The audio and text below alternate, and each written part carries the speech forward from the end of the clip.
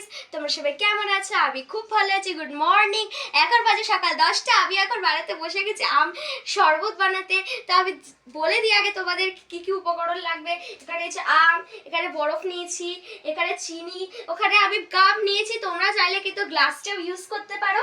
আর আমার যেহেতু গলার অবস্থা খারাপ, এই বরফটা আমি একটু কম নিয়েছি। দাঁড়াও এর মধ্যে আমটা দিই।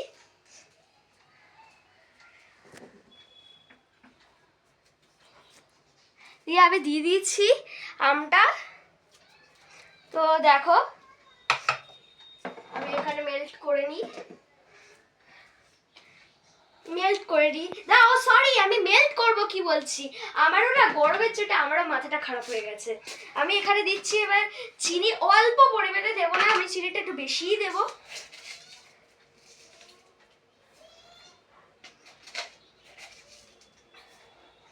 দিয়ে দিলাম চিনি আর অল্প জল দেবো।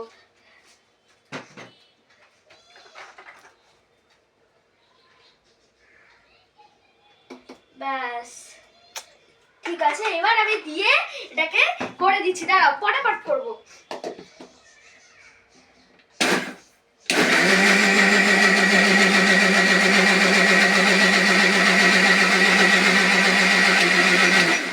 আমি একবার দেখে নিই, দাঁড়াও এটা হয়েছে কিনা।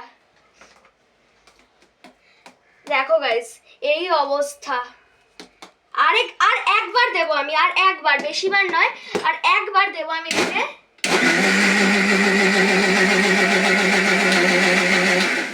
ব্যাস একদম রেডি আমাদের আমের শরবত হয়ে গেছে, একদম রেডি। দাঁড়াও এর ফলে আমি একটুখানি এতে বসাই। দাঁড়াও এটার জন্য আমার মা আগের দিনের মতো আমাকে হেল্প করবে। দাঁড়াও ক্যামেরাটা আমি ধরি ততক্ষণ। এই যে নিয়ে নিয়েছি আমের শরবত। এবার এটাকে আমি আগে গ্লাসটাকে রেডি করে, দাঁড়াও গাইস, এর থেকে আমি 2 পিস বরফ দেবো।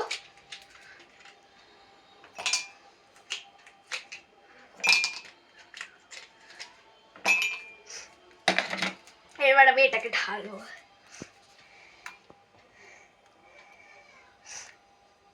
জাস্ট কি ইয়াম্মি দেখতে হয়েছে এটাকে, আশা করি খেতেও ইয়াম্মি হবে। তো এবার আমি খাবো এটাকে। দাঁড়াও আরেকটু দিই, একটা গ্লাসে বেশি একটা গ্লাসে কম হয়ে গেল, এরকম করলে কিন্তু হবে না।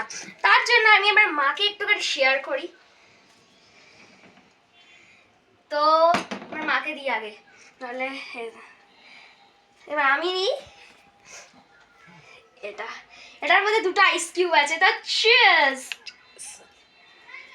খাই। জাস্ট ইয়াম্মি গাইস, জাস্ট পুরো আমের ফ্লেভারটা পাওয়া যাচ্ছে। তো আজকের জন্য এইটুকুই, দেখা হচ্ছে আবার পরের ব্লগে। তো টাটা। তোমরা কিন্তু আমার চ্যানেলটাকে লাইক কমেন্ট শেয়ার আর সাবস্ক্রাইব করে দেবে।